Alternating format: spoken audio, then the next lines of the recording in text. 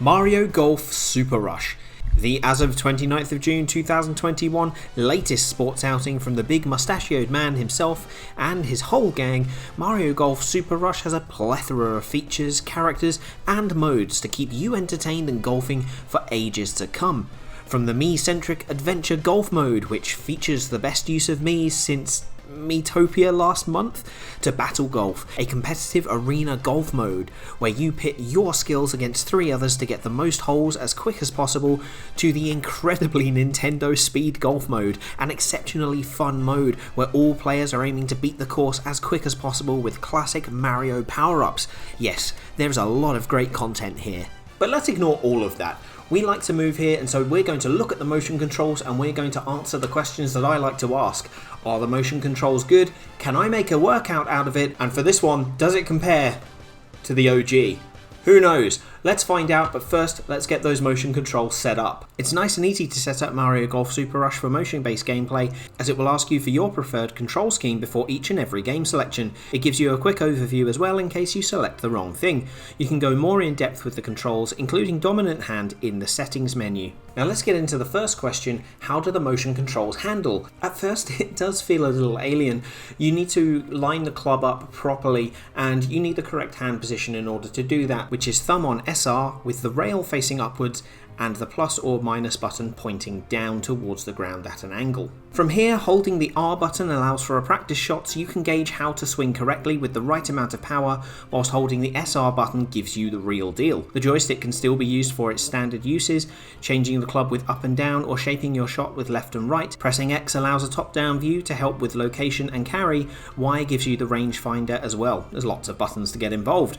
Now the power of your swing is determined by the velocity with which you yourself swing. So a smaller shot goes a bit like this, while if you really want to belt it across the fairway, you've got to put your core and arms to work. The movement and motion detects very well and is really in tune with the power that you output yourself. The sort of high quality gyro sensitivity you do expect from a first party Nintendo game, frankly. Now this is the only instance of motion controls in the game to swing the club, but frankly that's pretty much all we were expecting. The motion controls do their job very well, although it is a little bit more challenging to shape your shots properly than it is with your standard button input. This is for a few reasons.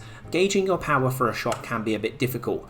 Like hitting it full swing is absolutely easy, hitting it for a little putt, that's quite easy as well, but doing a medium power shot can be tougher to judge how much power you need to actually put into it and how much swing you need. Since the shaping of the shot is done after the power is set in standard control, you need to shape the shot as you swing, which is no mean feat. Customizations like this and doing your more finessed shots is a lot easier without the motion controls. But is it as fun? No. Despite these finer flaws, the motion handles so smoothly, and to be honest, there's that gleeful feeling that you used to get when you're playing Wii Sports or something like that. When you're doing your big swings, it just does feel really good to actually do the motion and hit the ball and see it fly away. The thing that I was a bit worried about was whether the motion controls were sort of an afterthought, but clearly not. There's a lot of care put into them. And to get a proper good swing, your form genuinely helps with power and drive, so that's really good to see. So mentioning form, that brings us neatly into our next section, and the question I always ask: can I make a workout out of this game? The singular movement it does is actually very well executed, making similar use of primary muscles used in golf: pectoralis major, deltoids, upper serratus and rhomboids to name a few. The different phases, i.e. the retraction of the Joy-Con and the forward swing, focus on different muscles, and to really drive out that power it requires good control. Form, the game doesn't really give much in the way of pointers, so here's a few basics. Feet shoulder width apart, chest upright, both hands on the Joy-Con. Keep your feet planted, draw your arms back. At the same time, rotate your upper body from the hips, as this allows some work from the glutes to assist with power. Then swing in a smooth arc, rotating at the hips fully and pivoting the foot, allowing for the most rotation. Your ending arm position should feel a bit like the top of the drawback. When swinging, the pectoralis major really comes into effect, and albeit it won't be exactly the same owing to the different weights of a club and a Joy-Con, research does show that the pectoralis major is active to a point of 93% activation during a given phase of this swing in standard golf.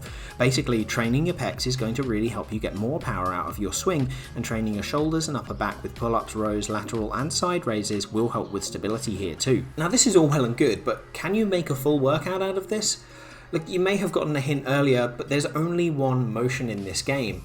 and one motion does not a workout make, even if you do swap sides. Unfortunately, the answer is a resounding no. That's not to discount the fact that this game is really fun and actually can be part of an active lifestyle. If you're looking for a bit of fun and an active way to play a video game, this is really going to do it because it's really cool, the movement is good, uses a lot of muscles, but you can't rely solely on Mario Golf Super Rush for a full workout. That's what I'm saying.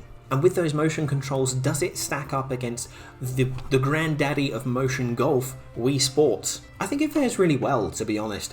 It really brought back those memories of Christmas Eve, going to my friend's house and playing Wii Golf with her family. The setup is quite different in each, with Wii Sports being more basic in customization and Mario Golf having a lot more options such as topspin, backspin, shaping and such. The course designs are both pretty well done, to be honest. There's a lot more variety in Mario Golf, but that's to be expected as Wii Golf was part of Wii Sports, not a full game. And, you know, I know this isn't the most detailed comparison, to be honest, but essentially it recreates that feeling, it recreates that motion golf feeling, and with a bit more customization, and you know, when you're playing with your mates and you're all together, it really does capture that feeling. So I think it does stand up against Wii Golf. So essentially, if you don't have access to Wii Golf now, which is totally fair, it's from a console from a long time ago, this game will fill that spot, I believe.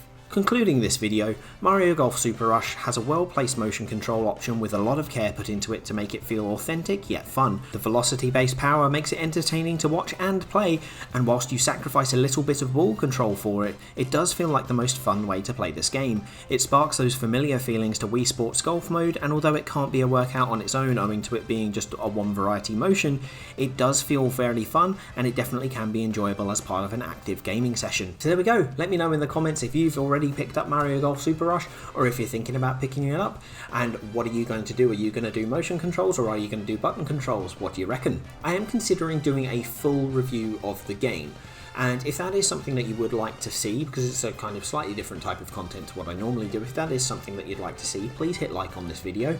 If it gets 50 likes within the first week, then I will look into doing that full review. So yeah, as always, share and subscribe if you are interested in more exagaming content on the way. I've been Master Trainer Peter, and I'll see you soon.